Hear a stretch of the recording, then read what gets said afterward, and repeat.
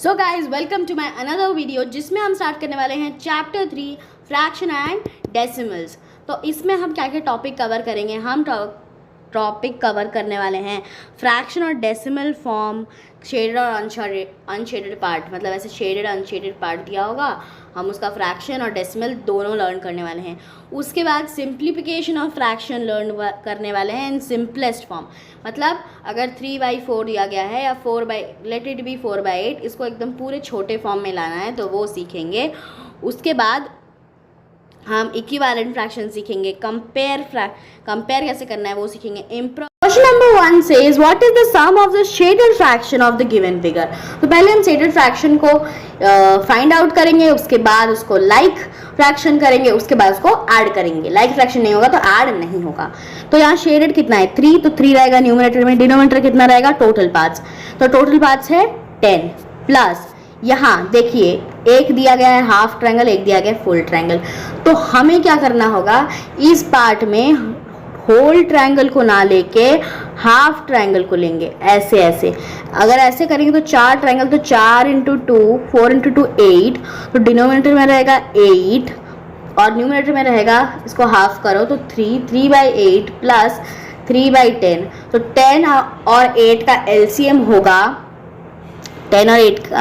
होगा 40 पहले आएगा, तो 8 के टेबल में 5 टेबल में आएगा 40, तो 3/8 में इंटू 5 करेंगे हम, तो 3 × 5 15/40 और 3/10 में 40 आएगा 4 टेबल पे, 3 × 4 12, तो 12/40। अब इन दोनों को ऐड करेंगे, मतलब 15/40 प्लस 12/40 का आंसर होगा 27/40, जो कि है ऑप्शन ए में। So option A is the correct answer. Let's go to next question. In the product of 27.45 and 5 find the place value of the digit 2। तो अगर हम प्रोडक्ट निकालेंगे, मतलब मल्टीप्लाई करने के बाद जो आंसर आता है उसको हम बोलते हैं प्रोडक्ट। तो अगर प्रोडक्ट हम निकालेंगे 27.45 मल्टीप्लाइड बाई 5, इसको अगर हम मल्टीप्लाई करेंगे तो जो आंसर आएगा उस आंसर में 2 का प्लेस वैल्यू क्या है। तो हम पहले मल्टीप्लाई करते हैं, 5 × 5 25, 5 2 carry, 5 4 20 plus 2 carry, 7 5 35 plus 2 37, 7 3 carry, 5 2 10 plus 3 13। अब देखो 45 दो नंबर से पहले छोड़कर डॉट है, तो हाँ हम 25 के पहले लगा लेंगे। आंसर आएगा हमारा क्या 137.25। तो इसमें 2 कितने बार है, एक ही बार है 2। अब उसका प्लेस वैल्यू क्या है, तो 2 है पॉइंट के बाद, मतलब 2/10, जिसको हम लिखेंगे 0.2। तो 0.2 को ऑप्शन में है नहीं है, 0.20 है। तो डेसिमल पॉइंट के बाद 0 का कोई मायने नहीं रखता। डेसिमल पॉइंट के पहले अगर हम ऐसे 20 लिखेंगे तो दैट हैज़ अ मीनिंग, लेकिन अगर हम 0.2 लिखेंगे तो उसकी कोई मीनिंग नहीं है।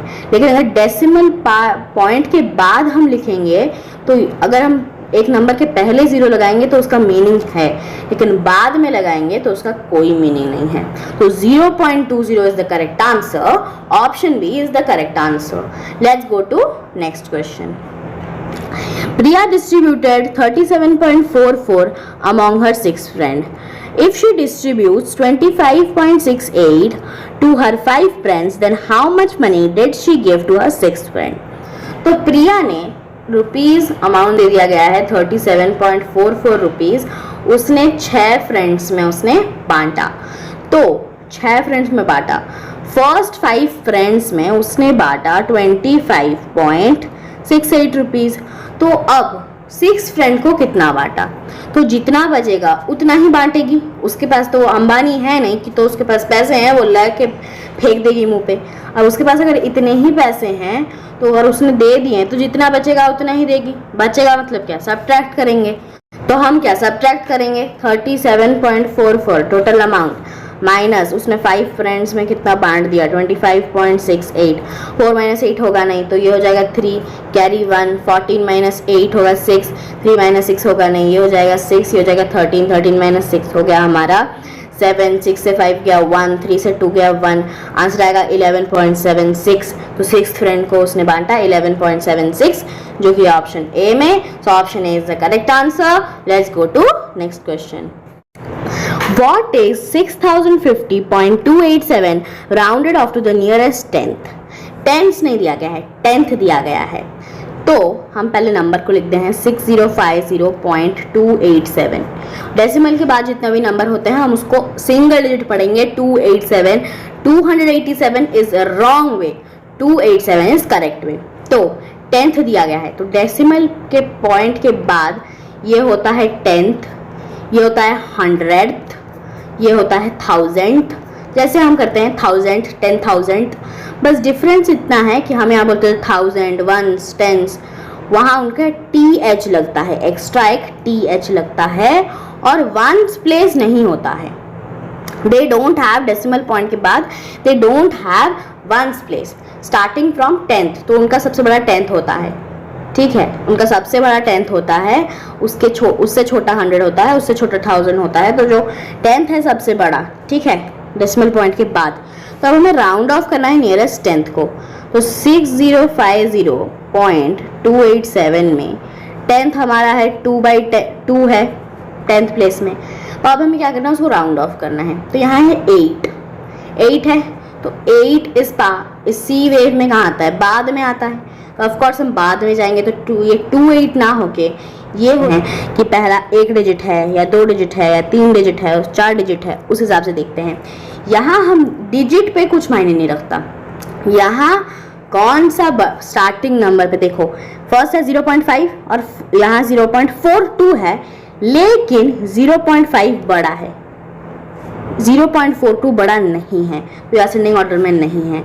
और सेकंड है 11.001, होल नंबर पहले चेक कर लेंगे, 11 11 11 सब में सेम है। अब टेंथ प्लेस में जाएगी, यहाँ 0 है, छोटा है, उसके बाद 1 है, ठीक है, उसके बाद 2 है, उससे बड़ा है, तो ऑप्शन बी असेंडिंग में है, option B is the correct answer.